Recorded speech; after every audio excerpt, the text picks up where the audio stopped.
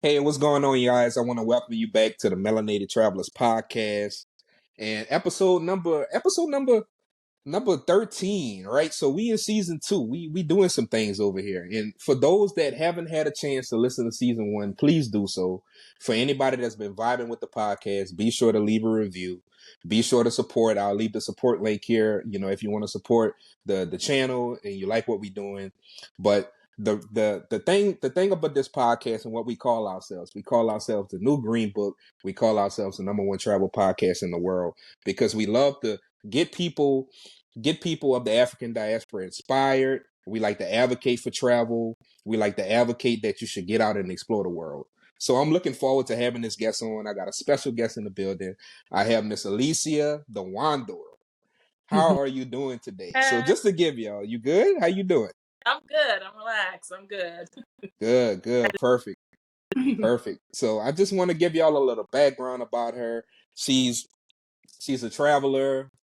She's been all over the world, guys. And when I start naming some of these countries, your mouth is going to drop. She's a well-traveled queen, and she's traveled all over the world. She's an adventurer as well. Just a lover of new experiences, and new cultures. And she loves to inspire people to do the same, and that's why I got her on here. Her content is absolutely amazing. We'll give a chance for her to share her social handles later in the show. But I just want her to know, just like everybody that I get on the show, I actually am a fan before I even get somebody on. Your content is absolutely amazing. You've been to some amazing places, and I wanted to make sure that I give you your flowers in the beginning of the episode, so everybody knows that. Definitely. So anything else that you want to share? You want to share with the people? Born Jamaican, so I always represent for the Caribbean folks. And like you said, I'm just a lover of life and curiosity. Seeing the world. Shout out to Jamaica. And you already know, don't laugh. You already know what I'm gonna say. Mostly Jamaica is attached to a few things in the West. One is Hostel got a group back. You got a lot of group trips that go there, a lot of women that go there, group trips. Maybe they're trying to find Winston. I don't know. I told this to Tani in a previous episode. I've never been to Jamaica yet. Hopefully one day I get there, whether I go solo or whether I go with, a potential partner or a significant other. We'll see. We will see. You gotta make it there. Yeah, definitely. So let's start off with the thought process, the why. Like, you've been to, how many countries have you been to? Now 41. 42. 42 through 4 loaded. Wow. 41. Wow. Yeah. What like for one, let's take it all the way back to Jamaica. Like, the thought process, like what made you say, you know what, while I'm on this earth, while I still have breath in my lungs, I am going to travel the world. I'm not going to worry about what people say or don't go here, don't go there. What brought about this? Well, What brought about this? Going to college, let me see. I started traveling at an early age. Sorry for the dog in the background. Oh no, you good. But I started traveling when I was young, but my curiosity grew as I went through college. I lived in a co-op with other people from all over the place, so from Turkey and parts of Asia, and that got me curious. I want to see where y'all live. So after graduating from college, I went to University of Michigan. I just started to explore the world, and some were groups, some were solo. It's not everybody. So can't wait for others. So sometimes you just got to make the decision to go out and go. That's it. You can have that coal up there, by the way. You can have that. Okay.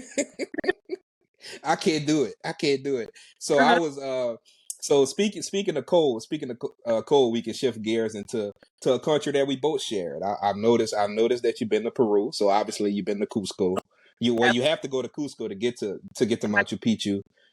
Listen, I'm from an area that's below sea level. I was miserable. I couldn't breathe. It was cold as hell. Yeah. I couldn't function. Even with the cocoa leaves. Like, so for those that don't know, Cusco's elevation is close to 12,000 feet above sea level. Okay, so the altitude is very high altitude. Is very hard to breathe. And cocoa leaves. You can buy the candy in Lima before you fly there, or you can buy the candy at the local markets when you get to Cusco, or you can actually buy the leaves and you put it in the tea, and that helps open up your chest. None of that was working for me. I'm just speaking for me. Maybe Mm-hmm. it was in my mind, but it did not work for me. What I recommend is that I spent about 3 days in Cusco before I even decided to go to Machu Picchu. So I was ready. Yeah. Yeah, and you Mm-hmm. will get you adjusted for Machu Picchu because Machu Picchu is a little less. It's about 10, a little less altitude than Cusco. So yeah, Right. got Right. two. Yeah, I was chewing. I was drinking.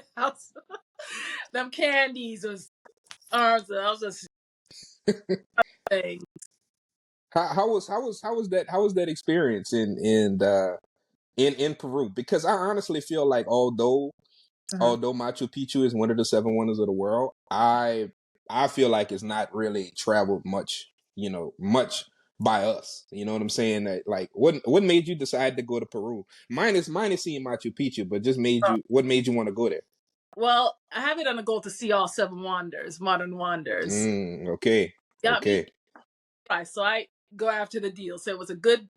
I was like 4 change, whatever the price to get there. So what drew me there was the price of the ticket to stay, and then just it was an adventure. Getting to Machu Picchu itself, the train from the bus to the train, Yeah. that was an adventure itself. But yeah, that's always wanted to Yeah, experience. I enjoyed it. I really enjoyed it. Yeah, Did you get a pot? I got Ponch- I got I got a poncho. So I'll give some people some advice, and I'll see if you agree. I'll see if you agree. I forgot the name of the town. Please excuse me. But before the town that you're waiting to get on the train, Ole, that I'm up, but it starts to know. yeah, Ole, yeah, it's a big long word. Like I oh, can't. I'm sorry, y'all. I don't want to slaughter it, but it's pretty much the checkpoint before you get to Peru Rail or Anchor Rail.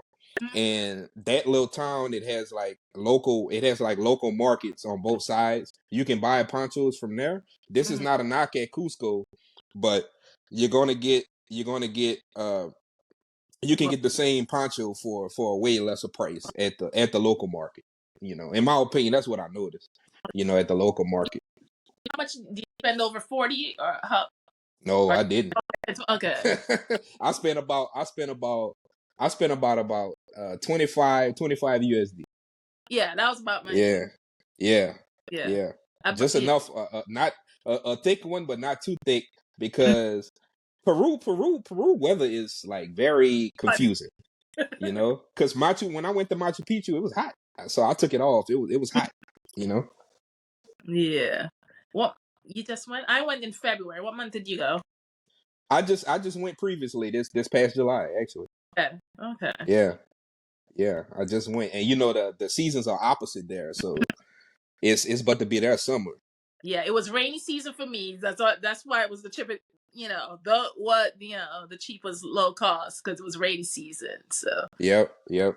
Oh, And for those that don't know, and maybe some people don't know, this list is always changing. mm-hmm. So we just brought up, guys that's listening, we just brought up the seven wonders of the world. And for those that don't know, like I said, you still have some of the old wonders, but the new list, the new list, right? Because it's always changing, is the Colosseum, the Great Wall of China, the Taj Mahal, Christ the Redeemer in Brazil. You have Machu Picchu.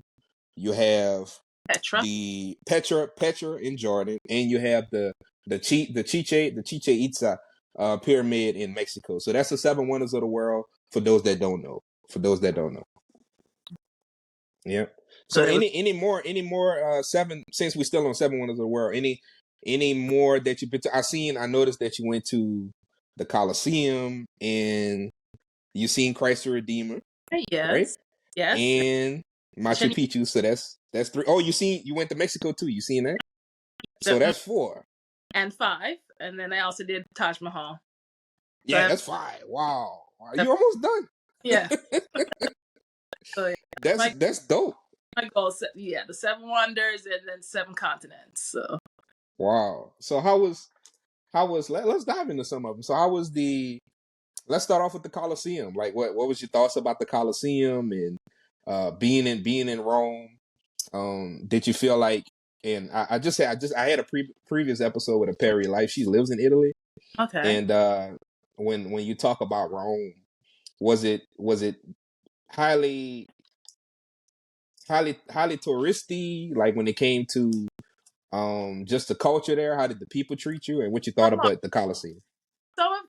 yeah. So if you're doing the Colosseum, it's going to be crowded because World Wonder. But it was seriously, I kind of hooked up with a local there and was like taking me through some back roads and stuff, seeing others Oh, okay. off Yeah. the path. And then I kind of did my own thing with like taking the train and going to see, Florence and to Naples. People always bike past Naples and just go to the Amalfi Coast. So I wanted, because Naples has that bad rap. So I wanted to explore Naples but I love Rome. It was like seriously, you're in the history books. Like I stayed in an Airbnb right by the Colosseum, and it was just like wild.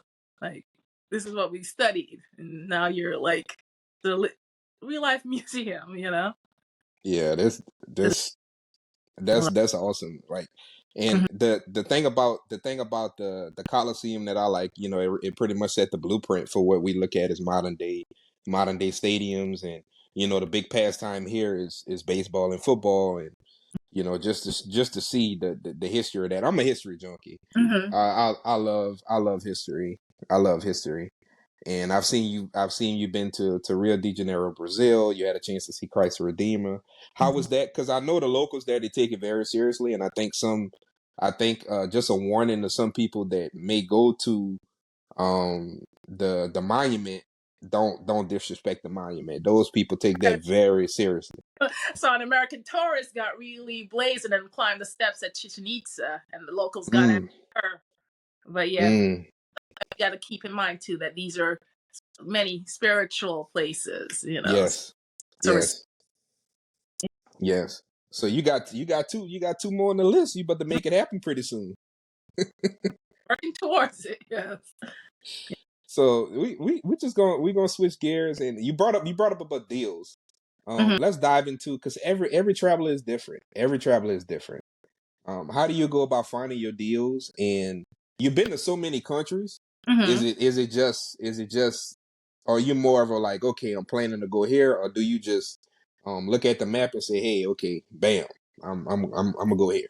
Or is it more strategic? How do you travel? How do you find deals? Combination, like for instance, with my goal being the seven wonders, and then context, I just look for deals within those, and then things I'm hooked up. Well, it's now going formally Scott's travel Mhm. deals. You're flying all the sites, basically you name it, JetBlue, Delta. I'm like Qatar. I'm like on every airline's list, so they'll send out when they're having travel deals. Like Mhm. once I went to Boston for $22 one way trip. JetBlue had a special, so Yep. on their email list you'll get the alerts. So times like that, and then people have group trips. I just did a group trip to South Africa, and so that you know join things like that too. See, if people are going to places that I want to go, I'll hop on it. Gotcha. Yeah, yeah. It's called Going now. That's what it's called. Hmm. Yep, yep. And I use it faithfully. I'm a premium. I've been a premium member for a long time Hmm. before it became a thing.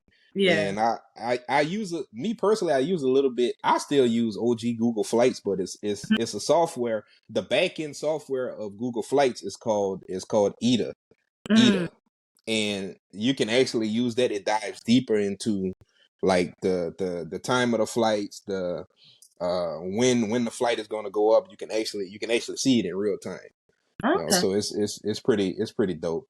And you being you being a person that's in corporate America. How do you go about prioritizing your travel? Like, do you kind of look at the holiday schedule and say, okay, I'm gonna put 2 days here. I'm gonna do 3 here. I'll have a week off. Like, how do you Okay. go about prioritizing?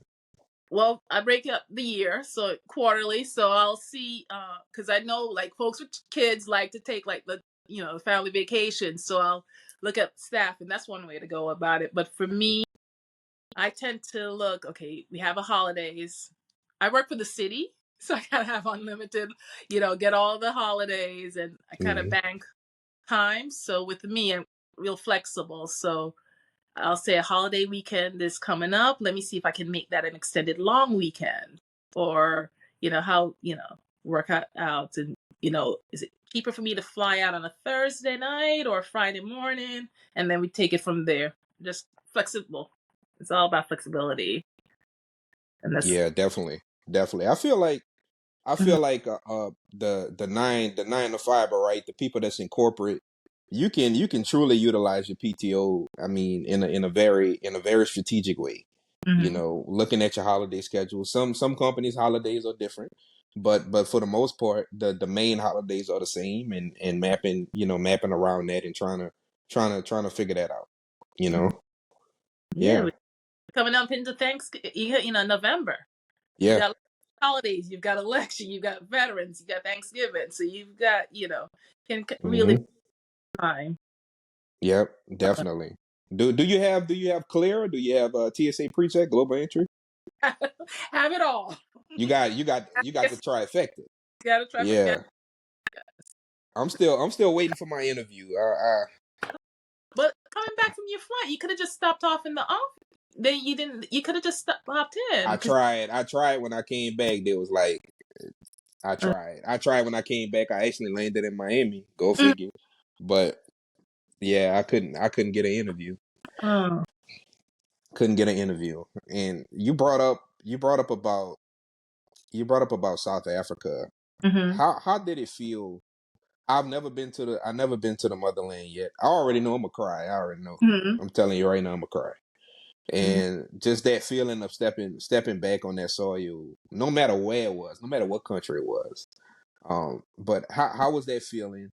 How was South Africa? And I seen you've been to other places too as well. You've been to Senegal. You've been to Nigeria. Mm-hmm. I just want to dive deeper into those countries for a second, just so we can shine light on them. Okay. So how did you feel like just being there? First being on African soil was Morocco. I cried. I actually kissed the ground. I was like, wow, in the motherland. Definitely an out of my experience. I was like, wow, the land of my ancestors. And then Nigeria, because I did a DNA at, 23andMe a few years back. So actually knowing that too. So slavery, most of us are West Yeah, Africans. yeah. The bulk of my DNA is Nigeria. So being in Nigeria, now that over more than 50% of my DNA is Nigerian. So that Mm. was like home. And then Senegal was another place that really got to my heart. Yeah. Do you It's feel like? Do you feel like? What do you think? This is gonna be a very heavy question okay. that I'm gonna dive into, but it just hit my mind. What do you think is stopping us besides the price? Okay, we know some of these destinations, the tickets, we You can understand that, but Eric, but what you say? that's how I ended up in Senegal. January 1st. A lot of people Yeah, they had flights from as low as $205. wow, Yeah. wow, Look out for that. Yeah. wow. I was gonna ask from like a perspective of what do you think stops us from wanting to travel to the motherland? Like you'll have people that go to Central and South, but Europe. never think about Europe, but never just skip over Africa. They'll go all the way to Thailand and Mm-hmm. just skip over Africa. Why? I don't understand it. I think the pain of going back, touching that could, for some, what they call the door of no return, but returning is actually, it's definitely healing, I think, Hmm. different perspective. But like you said, a lot of people don't want to touch on that. So, Yeah, so and there's a lot of pain there that keeps us from looking back, you know. yeah. You brought up the door of no return. So what's the name of that island? That was gory in Senegal. Gory Island. How was that experience? Now that was that was yeah. When you look out in that water, it's like this is the last. This was my ancestors' last view, and then it was slavery. Hmm. That was. But like you said, we're not going back. When we make that connection, that full circle, like this is part of me. You know. Hmm. the feeling, I came back, I bridged the gap, through me, they are seeing their homeland again. Yeah, definitely, It was, definitely. yeah. Did you feel how did it feel to be uh the majority and not the minority in Africa? Felt good. Well, coming from a Jamaica, I mean, that's the same as being home, as it's all black skin. I don't know. I know it's a different feeling, kind of like being in Jamaica, being in the islands, than being in the Mhm. America. Not yeah, that lack of being the other, being stared at, just being comfortable, with family, So nobody's not really like looking at like, what are you doing here. Yeah, yeah. I've never felt that Mm. anywhere. I think the only time I really felt I didn't feel uncomfortable, but I Mm. felt like where are my people Mm. was in El Salvador. And when I went to El Salvador, I stayed. My Airbnb was in San Salvador, and I honestly felt like I was the only black person there. I did not see Yeah. any other black person like Hmm. ever. But just to shift gears, I've actually met a colleague of mine. I'll be getting her on real soon. She's actually an Afro Salvadorian. There actually is a town in a few towns in El Salvador that is us. But Yeah. I didn't know anything about that at Yeah. all. Of the Americas, El Salvador is one of the few that had very few Africans, because a lot of them came over to like build the churches and such. Hmm. But yeah, they have few, but we're everywhere. There's black people everywhere. Yeah, definitely, definitely. And I seen you did the rainbow slide. Mm-hmm. Did you get a chance to go to El Tunca? Uh, that is. No, I don't think so. No, I have to. Okay. Okay. That's pretty dope. And then Naui Beach House is also pretty awesome too. Mm-hmm. Yeah, you get to ride the horse. It's a day pass for 20 USD. It's absolutely awesome. I went out there. I was there for the. I did do the Black Sand Beach. I didn't do the Molly Beach House. I actually went and did surf lessons. I went Ah, out okay. there. Okay. So yeah, so Okay. different. Yeah. Yeah, that's dope. Just to switch it back to Senegal. This is just my opinion, but Mm-hmm. I feel like the African Renaissance Monument needs to be a seven wonder. Oh. Mm-hmm. In my opinion. It's absolutely beautiful. I haven't seen it in person, but it looks just from the images, it looks absolutely amazing. It is. It definitely is. That's our definitely the eighth wonder. Mhm. Yeah, yeah, I agree. So how do you go about like finding tours, finding excursions whenever you go to different countries? Any apps that you use, or you do more, you utilize more Google? How do you go about finding activities to do, when you're in the countries, and maybe name some of the top activities that you enjoy? Okay. And I know that might be hard to do because you've been to a lot of countries, but I guess a few in each country. What did you truly enjoy? Okay. I'll do first with my search is actually using YouTube and Google, and then my favorite sites are Viator, TripAdvisor, and Get Your Guide. Mm, I type, and then I'll just see, what the locals. Usually I'll do Google to find like some local companies. Like for instance, I'll do Brazil. I went hang gliding there, and I use a local for that. And so mm, I try to do a lot. My favorite go tos is food, anything food related. So I'll do food tours, cooking classes. That's how you learn the culture. So I love visiting markets, and then you tap into that. I'm also an adventure lover. So whether it's surfing in El Salvador, Brazil, I love the hang gliding. And then what else? Zip line is fun. The zip lined in Panama and South Africa. And South Africa is, if you're an adventure lover, South Africa's for you. I swam with sharks, did shark cage diving, swam with snorkeling with seals. So it's paddleboarding, and runs the gamut. So kind of see what each country's known for, and then I'll go for that. That's like What's been some of your, I guess your top you've been to a lot of countries, but like I'll give you like top 7. I normally say top 5, but I'll give you like let's go top 10 since you've been to 40 plus. Let's go top 10 countries okay. and hit on each one. Why? Okay. Give me your top 10 countries, Ooh, this is hard. and it don't have to be in order, No particular order, but no particular order.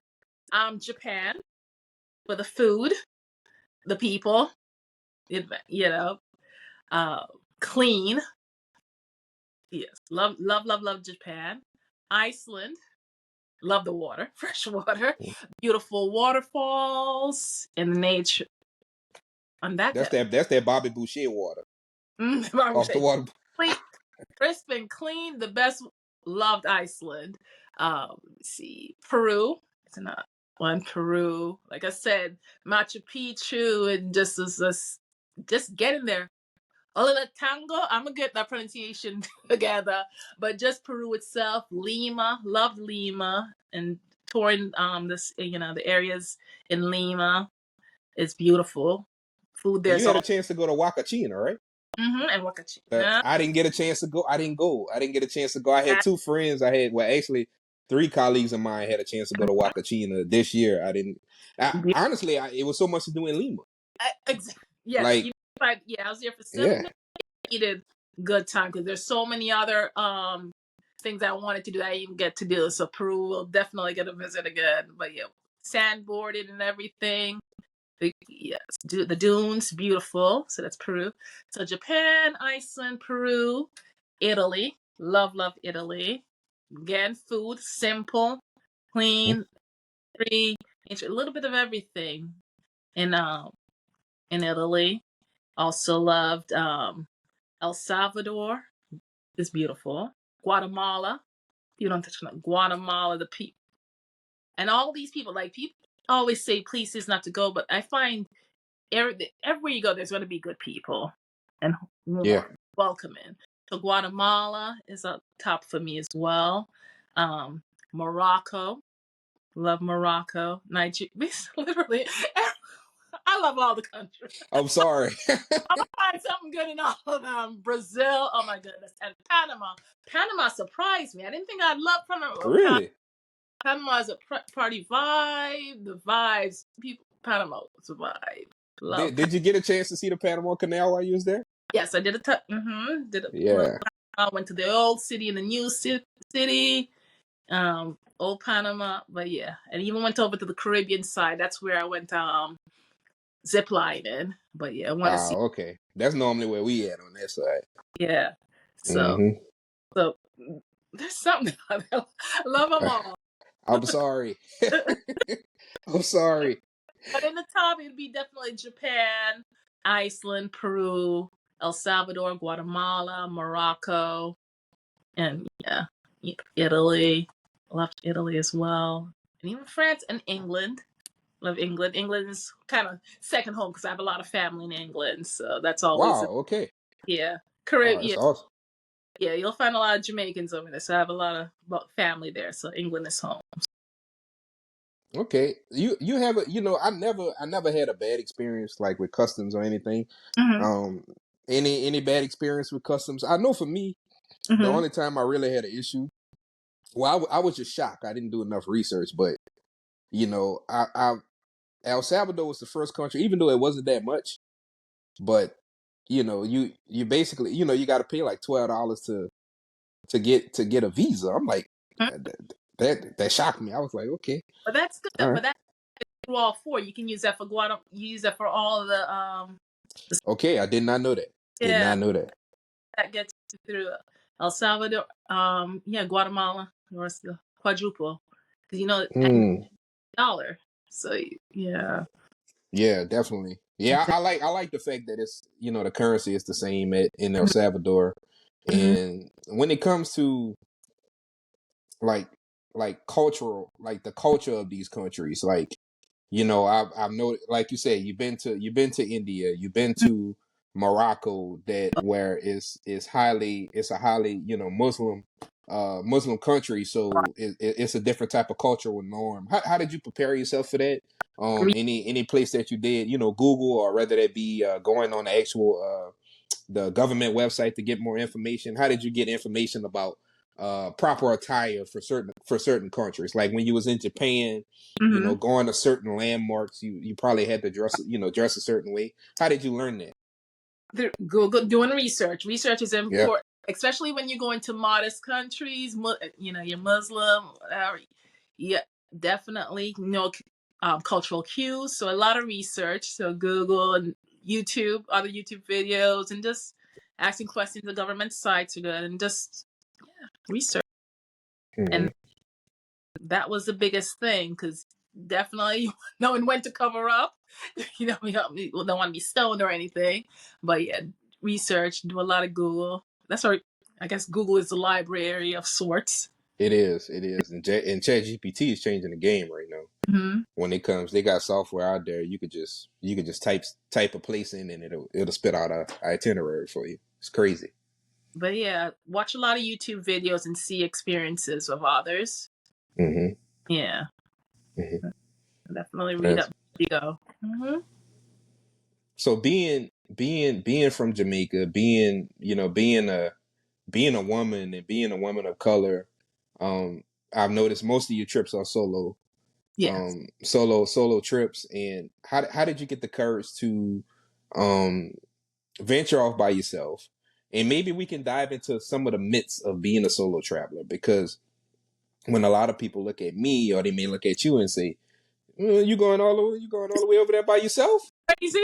Like, yeah, like what you doing? Like, this ain't. What are you doing? So, how did you get the Yeah. courage?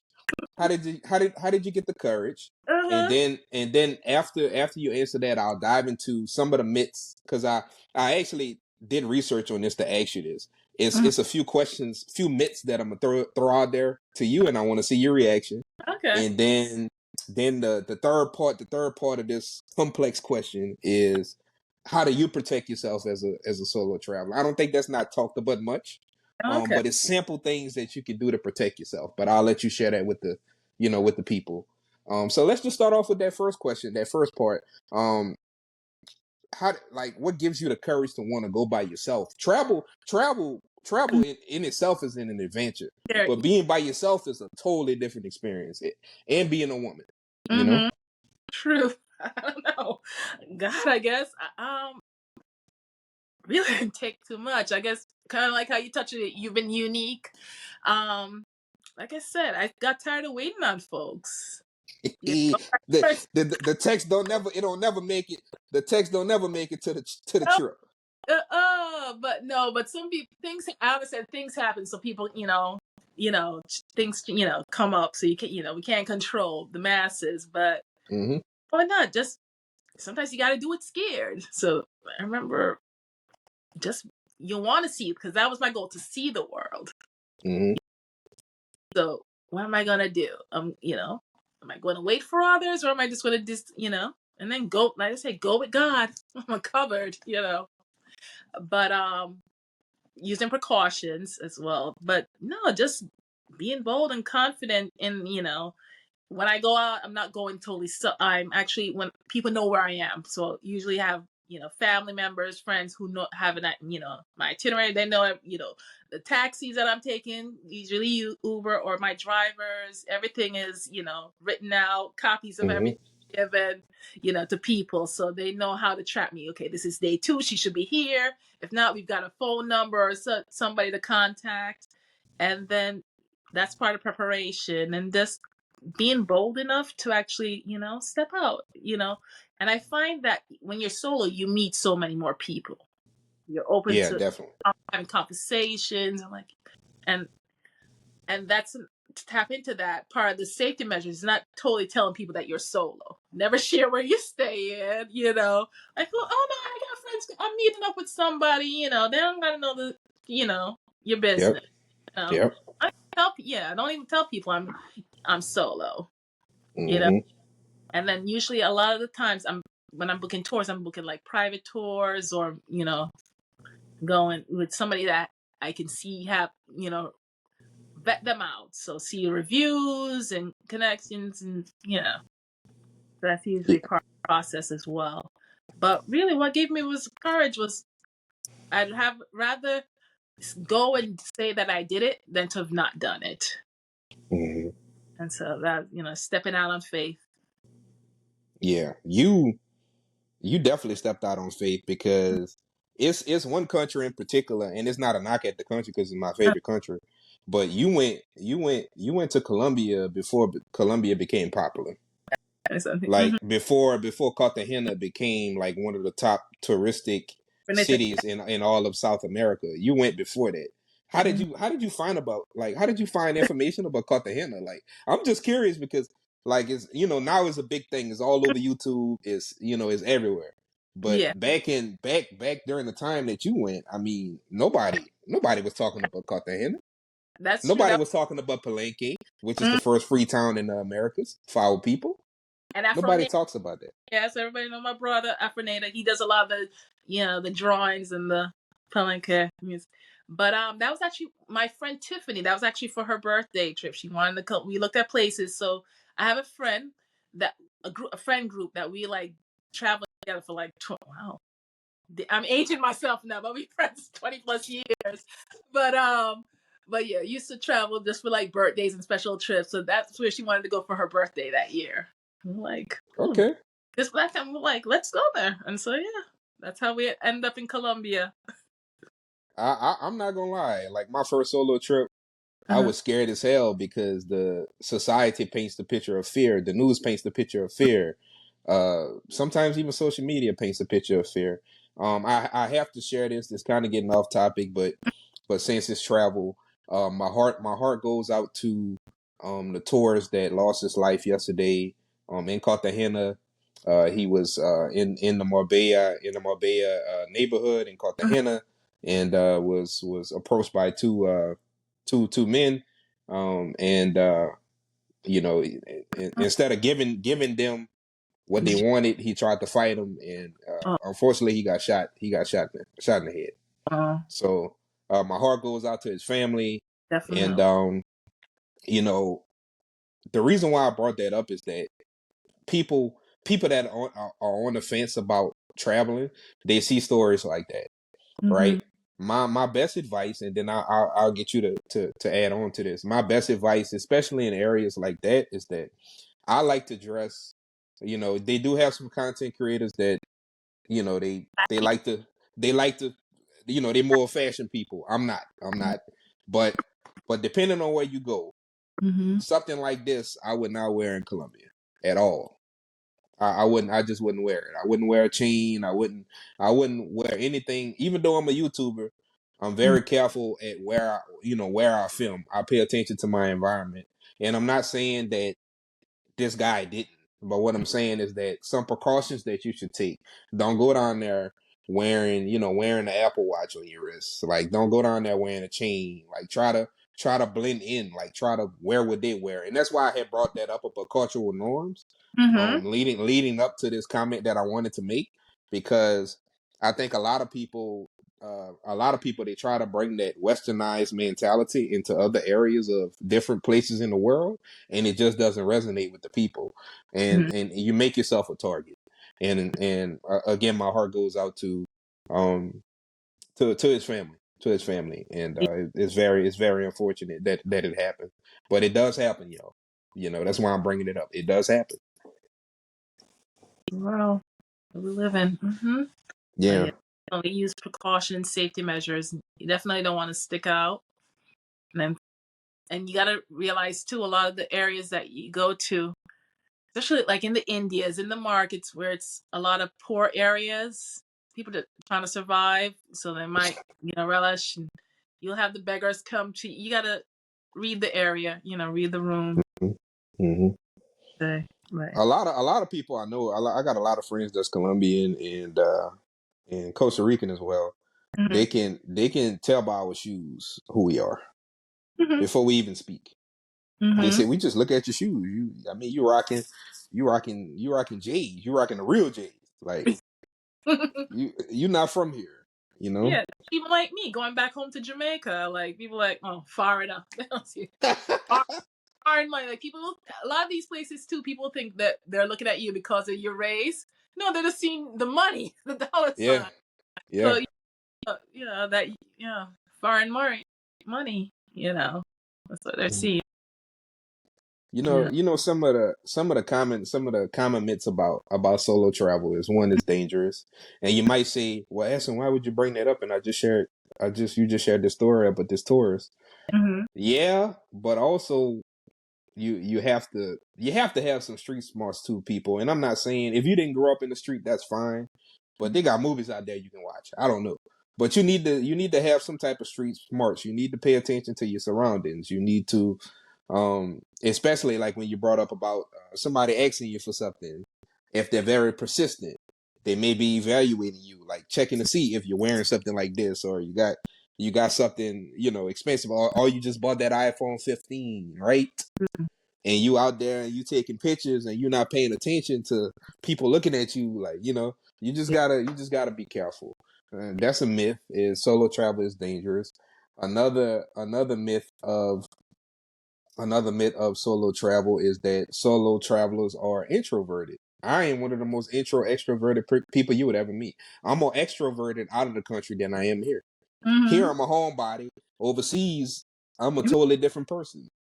Yeah, I don't know. Yep. That's just me. What do you think of that? Same. Wow. Same. Yeah. Yeah. You'll hardly get me going outside unless I'm going out to support football game or some friend's party. But definitely out the country. Yeah, we outside going out. Mm-hmm. Mm-hmm. Oh I dear. can't. I can't skip this. I'm shifting gears. I cannot skip this. Um, your first of all, like I told you at the beginning of the episode, your content is absolutely amazing. But it's two that I have to bring up that Okay. I need to get on the record. Okay, Oh, what made you? And I'm gonna say this in a way for the people that once I post your social handle and they actually go on your page, they're gonna say, "What the hell made you want to walk with lions?" So we about to dive into this. We're not ending this episode until we uh, get the thought process. uh-huh. Like, like, what made you want to do that? Were you afraid? Like, let's get it. Where was it? What country was it in? Like, let's dive into this because that is awesome. But listen, before I do that, Mhm. I'm gonna have to raise my insurance policy by at least $100,000. Okay, so my son can be good because Oh, I'm good. But let's dive into that. Like, all right. first of all, you adventurous. Yeah. I'm gonna try. That's you're an extreme traveler, Yeah. extreme, and in a good way, in a good way. So let's dive into it. What made you want to walk with lions? Like, what? How did you get? Uh, First, I was in Senegal. That was south of Senegal. Yeah, that not too far from the Benin border, but yeah, it's that area. That's why going on the safari. You can view the owls. I wanted to actually walk with the lion, and it wasn't. They're actually. First of all, you had three handlers there with me, and I know they're not going to be feeding on on me, so that I was secure in the handlers being there in case anything should pop off. But they'd already eaten and everything. They were good. And you see, they're unleashed and not sedated. Yeah, So, but it was I just. know. That's why I'm asking the question for everybody that got this question. Uh-huh. Like, and then it's not one. It's not one. It's two, two lions. Yes. Yes. Yes. Lion and lioness. It was Whew. just. You gotta remain calm. See, they sense you're fair. Like animals can sense you're fair. So it's just this calm was little. That's in the moment. I'm just going on a stroll. That's how I So how thought. long? How long did you walk with them? Like for how long? That was on a morning walk. So that was about 25, 30 minutes. 30 Oh, minutes with walking with lions, and they never not once turned around and said, human, you look tasty." no, no, no. First of all, those they feed them on like a diet of like donkey meat or something like that. Yeah. Okay. So yeah. So So they grew up on that. Yeah. yeah. Yeah. So they weren't gonna be feeding, and like I said, the handlers were there, like walking. With Yeah. And they like, look, we got you. yeah. So that kind of put me at ease. So I'm like, yeah. Were you nervous? Were you nervous about taking a photo and doing the video? Like, were you nervous that they would get irritated by your phone Yeah, or anything? Like, the good thing about that, it was one of the handlers had the phone, so it was, okay, you know, okay, so he had the phone. He was doing the video, so that's that. I think that kind of put them at comfort and ease, which even made me more comfortable. So I was like, okay, let me go not too close. 'Cause I want to step on them. I want to get to the tail. So I think it's like a dog. If you pull on the tail, that's when they'll get irritated at you. So I was yeah. like, close to the tail, and then we'll walk. It'll be an easy breeze. And that was it. We stopped. I'm gonna do it eventually. God say the same, but I'm probably not gonna touch him at all. I'm probably just gonna do what you did with your little walking stick, and that's a wrap. Like, I'm not. And I'm normally a person that explores. So like, just shifting gears for just a second, because there's so much. What intrigued me about you, Mhm. and I know that we're gonna do many collaborations in the future, that we share a lot of different experiences. Like, you had a chance.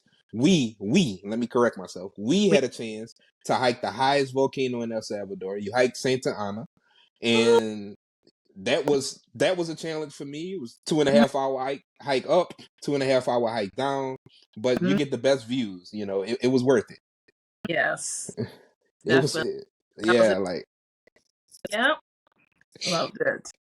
I got definitely because you see how people get up there and didn't get the ice cream at the end. I was yeah. so Oh no, I got it. I got it. I was like, oh, please, my ice cream. So yeah, I gotta go back up there. Yeah, it's that midway point. Mhm. Oh yeah, that midway point you get the ice cream. Yeah, I tried it. Yep, I gotta go it's get. good. Unfortunately, when I went, Uh-huh. uh, you barely could see the inside. I was kind of pissed, but you can't control Mother Nature. Nah. You couldn't see the inside; it was foggy, but it was still worth it. Yeah. I felt that way going up to Table Mountain in South Africa. I wanted this clear view, but it was nothing but I feel like I was in a movie. It was nothing but clouds. Mm-hmm. So that, Mm-hmm. That definitely was a challenge. So the reason why I brought that up, folks, mhm. and as much as I'm throwing jokes at Alicia, the point of the matter, the reason why I'm bringing this up is the fact that you need to just get out there and experience life. This is not a video game where you can hit reset. You got to live your life, and she's living. She's living, y'all. She is living. She is walking with lions, and then also she Mhm. has some amazing content out there. Let's shift gears. When you was in, I think, Mexico, I believe, and if I'm wrong, correct me. But Okay. the underwater footage and the underwater pictures were absolutely amazing. What Thank you. made you decide to? Um, how did you come about that? Like, hey, like, this would be dope to do an underwater photo shoot. Like, that's Hmm. that's different. Like, that's absolutely different. Yeah.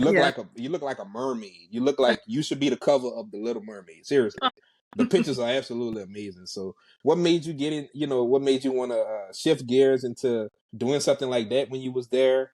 Like, did you get any inspiration from anybody, or it's something that you always wanted to do, like a shoot, underwater shoot? I always wanted to do that. I used to see women do. I saw a few women labor.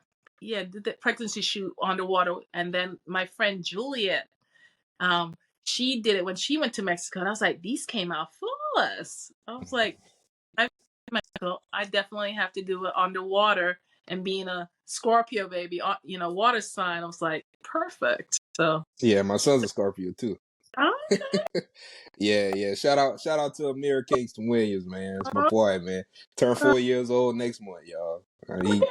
Time slowed down. What date? November 20th. Okay, I'm thinking I'm the Yep, fourth. yep. My little OG, man. Yeah, that He was think he grown. He think he grown already. yeah, usually do. Yeah. But yeah, I was seeing that and I was like, let me do something different, unique. So it was unique. Not many people doing water photo shoots. Yeah, But yeah, it's definitely different. Where at in Mexico? that's Where at in actually Mexico? by the Carmen. All right, Playa del Carmen. Okay, I went to one of the okay. cenotes. Which is like an hour away from Mhm, Cancun, from right? It's in from between. It's in between and Cancun. Cancun and Tulum. Yeah. Mhm. Mm-hmm. But Believe it yeah, or not, I've never been to Mexico, and I'm from Louisiana, and I live right there. Never been to Mexico. Maybe because it's so close, I don't want to go. I don't exactly. know. I lived in Florida. I lived in Florida and never went to Disney World. Yeah. I'm the opposite. I had a family that was, Uh-huh. we used to go every year, once a year. Like, Yeah. Well, yeah. when you live there, you don't really, But Mm-hmm. Mm-hmm. yeah. Man, that's awesome, y'all. She walking lines, y'all. She's taking underwater pictures in Mexico. She's been to 5 out of the 7 wonders of the world. Truly an inspiration. I Hey. want to touch. I want to touch on. Go back to the cultural norms. And so when you was there, did you already have, like, to some of these Muslim countries? Mm-hmm. Did you already have your attire already packed in your bag, or you waited till you got there to go to, like, vendors to get, to get some of your clothing? Like, how did you go about doing it? A little bit of both. So going there, I knew I wanted to bring shirt. I brought clothing that were modest, so nothing Mm-hmm. that was revealing. My big chest and big, the African body. So yeah. So going there in preparation, my clothes were modest, nothing revealing. And then when I got there, especially for the Taj Mahal, I brought a sari. That was a skirt with a sash, and so I got some of the stuff there. But going there, Mm-hmm. a little bit of both. That's the one that we didn't touch on. Mm-hmm. What was your thoughts on the Taj Mahal? The beauty of it, the setup. Um, was it highly crowded? It doesn't seem that way. And I know reality Mm-hmm. versus social media is two different things. So just to get your perspective on the Taj Mahal, how was it? Some of the precautions, some of the things that they don't want you to do in certain areas of the palace. Yes, because of the material, because beautiful. Oh my goodness! And I'll be visiting India again next year. Um, but it is just immaculate. Taj Mahal is definitely one of my favorite wonders, and that was Mhm. it out of love. That's the era. So in certain when you're going in, they have you put on like the covering on your feet, so you're not touching floors because it's don't want you mess up the interior. So feet are covered. But going there, I thought certain countries seeing black folk because they're not used to seeing black folk. Yeah, Taj, my Taj Mahal experience was an interesting one because that was the one I actually made a reel about it too because that was just like picture after picture. That's another thing because in a lot of these countries they're not used to seeing black folk. It's not that they're so they're curious. So yeah. everyone picture and stuff. So Taj Mahal that was enough, and then they're called Queen. So they're calling me Queen, and then we're just like taking pictures. But the Taj Mahal was beautiful. It's a massive complex, 7 different buildings, and the mosque. Hello, yeah, you lost it. Ah, So I'm here. long complex, but that when you go through and you see the grand white, yeah, you're just like in awe. You're like, it's like pinch me, like I'm literally seeing this in person. Yeah, and that's where the closest thing I had to the Taj Mahal Mm-hmm. was watching Aladdin in the whole New World. Mm-hmm. But I want to see that in person. I want to see that in person. I do have a few friends in India. Mm-hmm. And did you get a chance to go to any other city in India, like New Delhi? I went to Um, started out in Delhi, went oh around. God, that's like the tech hub of India right now. Yes, Delhi is crowded. If you're not used, you got used to set. You're gonna be the curry, all the scents are gonna be hitting you. Tuk tuks. Yeah, I went during March for Holi, and I'm going Hmm. back. Well, but yeah, the Delhi I got which is where Taj Mahal is, and Jaipur. Ah, okay. Yeah, I have friends in New Delhi. I have Yeah, friends in New Delhi, so I went. and mhm. I went solo, so like I said, it came with modest clothing and got a few pieces there. And then now when I'm going back, I'm actually going on a group trip with Win Collective. So I'm excited. So see the difference between going solo and going with a group. Yeah, I'm gonna start planning group trips myself. I've Uh-huh. always been a solo traveler, but I want people to experience some of Hmm. these things. And that's the reason why I'm glad I got you on, because although you're a solo traveler, you still are open to, you know what I'm saying, traveling with other people. Yeah. And sometimes it's hard for the conversation to get out the group chat, Mhm. it's great to. And can you share that group again, just for the women to know? Can you share that again? The Okay. name of the group? The group that Win Collective. Gotcha. So y'all heard that. So if y'all wanna get some group trips, and you're probably gonna see Alicia on a few of them, y'all can go ahead on and check that out. I And want to share. Oh, I'm yeah, sorry. Go ahead. I was gonna say I'm one of those who supports everybody. So I actually just did a group trip for South Africa. That was actually with Shakespeare Agency, and she's planning another group trip. If you're an adventure lover, she's got a little bit of culture, adventure, soft life for South Africa 2024. So you can check Mhm. her out. Another Jamaican girl, Jamaican queen, I should say. But It, yeah. it's the thing. It's the thing about Jamaicans. I know I told you this off the record, so I'll just throw it out. It's the thing about Jamaicans that it's not cockiness, y'all. Is they will let you know. That's where they're from. They will let you know when they cook their food. Mhm. No, nobody can cook better than this. They will let you know when they compete as athletes. Nobody is better than them, and I highly respect that. I respect that in the workforce, in corporate, in everywhere. So that tenacity, that drive, that ambition, like obviously, Mhm. I ran out of space on this paper, y'all. I was doing research on it. I ran out of space because of all the countries that she's been to, which is a good thing. That's absolutely amazing. That's amazing. So speaking of Jamaica and shifting into the Western culture and just the diaspora as a whole. When I mention these statistics to you, and I want to get your thought process on what you think about them, is in America, only 49% of African Americans and minorities, and that's included, that's them together, Mhm. only make up 49% that travel domestically. And then if you talk about internationally, only 17% of African Americans and minorities travel internationally. Only 7.1% of African Americans have passports. When Mhm. I throw these statistics out there to you, what's your thoughts? I'm not surprised. I'm currently in New York, and you have a lot of people who haven't left the state. So Mhm. New York is actually 5 boroughs. So you have people who haven't even go to the other borough. They'll stay. Certain people get comfortable in their zone. Mhm. Not branch out. So yeah, definitely not surprised. But hopefully, they'll see that, go explore. There's more than your community. I think that's a lot of us get stuck and get complacent, afraid, Definitely. afraid of change, and like it's the fear, scare, kind of like Yeah. drugs. Oh, what if I go out? What something happens to me? So that could be a lot of it too.